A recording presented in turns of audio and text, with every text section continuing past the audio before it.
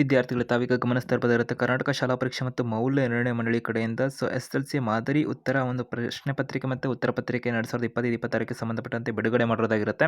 ಹಿಂದಿ ವಿಷಯಕ್ಕೆ ಸಂಬಂಧಪಟ್ಟಂತೆ ಬಿಡುಗಡೆ ಆಗಿರ್ತಕ್ಕಂಥ ಒಂದು ವಿಷಯನ ಈ ಒಂದು ವಿಡಿಯೋದಲ್ಲಿ ವಿವರಣೆ ಕೊಡ್ತಾ ಇರುವಂಥದ್ದಾಗಿರುತ್ತೆ.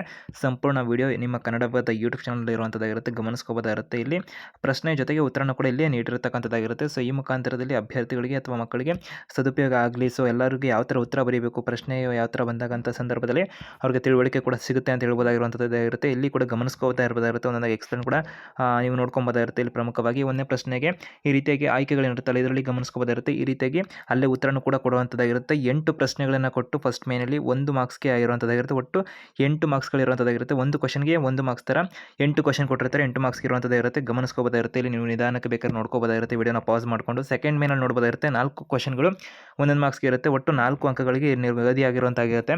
ಮೂರನೇ ಮೇನಲ್ಲಿ ಗಮನಿಸ್ಬೋದಾಗಿರುತ್ತೆ. 1 ಮಾರ್ಕ್ಸ್ಗೆ 4 ಕ್ವಶನನ್ನು ಕೊಟ್ಟಿರ್ತಾರೆ. ಸೊ ಅಲ್ಲಿ ಒಂದು ಲೈನಲ್ಲಿ ಆನ್ಸರ್ ಬರೀಬೇಕಾಗಿರುತ್ತೆ. ಇಲ್ಲಿ ಕೂಡ ಗಮನಿಸ್ಕೋಬೋದಿರುತ್ತೆ. ಯಾವ ರೀತಿ ಪ್ರಶ್ನೆಗಳು ಬಂದಾಗ ಸಂದರ್ಭದಲ್ಲಿ ಯಾವ ರೀತಿಯಾಗಿ ನೀವು ಉತ್ತರನ ಬರೀಬೇಕಿರುತ್ತೆ. ಸೊ ಒಂದು ಲೈನಲ್ಲಿ ಆನ್ಸರನ್ನು ಬರೆದ್ರೆ ಸಾಕಾಗುತ್ತೆ.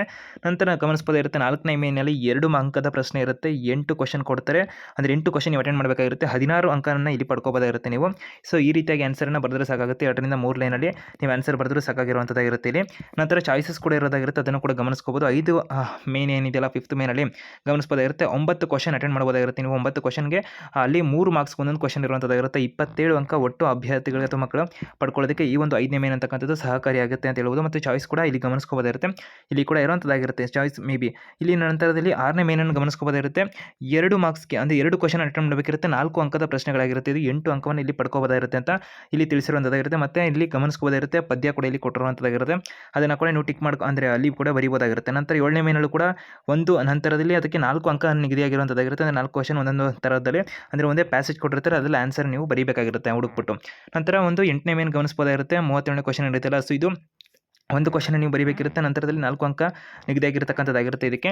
ಸೊ ಇದು ಕೂಡ ಈ ರೀತಿ ನೋಡ್ಕೋಬೋದಾಗಿರುವಂಥದ್ದಾಗಿರುತ್ತೆ. ಸೊ ಚಾಯ್ಸಲ್ಲಿ ಕೂಡ ಇಲ್ಲಿ ಕೆಲವೊಂದು ಕ್ವಶನ್ಸನ್ನು ಕೂಡ ಇಲ್ಲಿ ಅಟೆಂಡ್ ಕೂಡ ಮಾಡ್ಕೋಬೋದಾಗಿರುತ್ತೆ. ಈ ರೀತಿಯಾಗಿ ಇರುವಂಥದ್ದಾಗಿರುತ್ತೆ. ಸೊ ಇವುಗಳಿಗೆ ಸಂಬಂಧಪಟ್ಟಂತೆ ನೀವು ಅದನ್ನು ವಿಡಿಯೋನ ಕೂಡ ಪಾಸ್ ಮಾಡಿಕೊಂಡ ಸಂದರ್ಭದಲ್ಲಿ ಮತ್ತು ಇಲ್ಲಿ ಕೊನೆಗಾಗಿ ಪತ್ರವನ್ನು ಕೂಡ ಗಮನಿಸ್ಬೋದಾಗಿರುತ್ತೆ. ಒಂದು 9ನೇ ಮೇನಲ್ಲಿ ಪತ್ರವನ್ನು ಲೇಖನವನ್ನು ಕೂಡ ಕೊಟ್ಟಿರುವಂಥದ್ದಾಗಿರುತ್ತೆ. ಇಲ್ಲಿ ಕೂಡ 5 ಮಾರ್ಕ್ಸ್ಗೆ ಇದು ಬರುವಂಥದ್ದಿರುತ್ತೆ. ಸೊ ಈ ರೀತಿಯಾಗಿ ಒಂದು ಪತ್ರ ಲೇಖನ ಕೇಳಿದಂಥ ಸಂದರ್ಭದಲ್ಲಿ ಯಾವ ರೀತಿಯಾಗಿ ಬರೀಬೇಕು ವಿಷಯ ಆಗಿರ್ಬೋದು, ನಂತರ ಧನ್ಯವಾದ ತನಕ ಕೂಡ ಯಾವೆಲ್ಲ ಒಂದು ಸ್ಟೆಪ್ಸ್ಗಳನ್ನು ಫಾಲೋ ಮಾಡಬೇಕು ಅಂತ ಕೂಡ ಇಲ್ಲಿ ಕೊಟ್ಟಿದ್ದಾರೆ.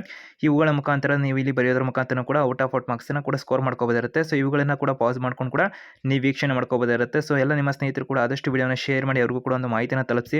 ಸೊ ಒಂದು ಮಾದರಿ ಪ್ರಶ್ನೆ ಪತ್ರಿಕೆ ಆಗಿರುತ್ತೆ ವಿನಃ ಯಾವುದೇ ರೀತಿಯಾಗಿದೆ ಅಂತಕ್ಕಂಥದ್ದನ್ನು ಹೇಳಲಿಕ್ಕೆ ಆಗೋದಿಲ್ಲ. ಸೊ ಅಂದರೆ ಯಾವ ರೀತಿಯಾಗಿ ಪ್ರಶ್ನೆಗಳು ಬರುತ್ತೆ ಪರೀಕ್ಷೆಯಲ್ಲಿ, ಯಾವ ರೀತಿಯಾಗಿ ಉತ್ತರ ಬರೀಬೇಕು ಅಂತಕ್ಕಂಥದ್ದಕ್ಕೆ ಸಂಬಂಧಪಟ್ಟಂತೆ ಕರ್ನಾಟಕ ಶಾಲಾ ಪರೀಕ್ಷೆ ಮತ್ತು ಮೌಲ್ಯ ನಿರ್ಣಯ ಮಂಡಳಿ ಕಡೆಯಿಂದಲೇ ಅಧಿಕೃತವಾಗಿ ಬಿಡುಗಡೆ ಮಾಡಿರ್ತಕ್ಕಂಥ ಒಂದು ಮಾದರಿ ಪ್ರಶ್ನೆ ಪತ್ರಿಕೆ ಅಂತಕ್ಕಂಥದ್ದನ್ನು ಹೇಳ್ಬೋದಾಗಿರುವಂಥದ್ದು. ಹಿಂದಿ ವಿಷಯಕ್ಕೆ ಸಂಬಂಧಪಟ್ಟಂತೆ ಈ ಒಂದು ವಿಡಿಯೋದಲ್ಲಿ ವಿವರಣೆಯನ್ನು ನೀವು ಪಡ್ಕೊಂಡಿದ್ದೀರಾ. ಎಲ್ಲ ನಿಮ್ಮ ಸ್ನೇಹಿತರಿಗೆ ಆದಷ್ಟು ವಿಡಿಯೋನ ಶೇರ್ ಮಾಡಿ, ಅವ್ರಿಗೂ ಕೂಡ ಒಂದು ಮಾಹಿತಿನ ತಲುಪಿಸಿ.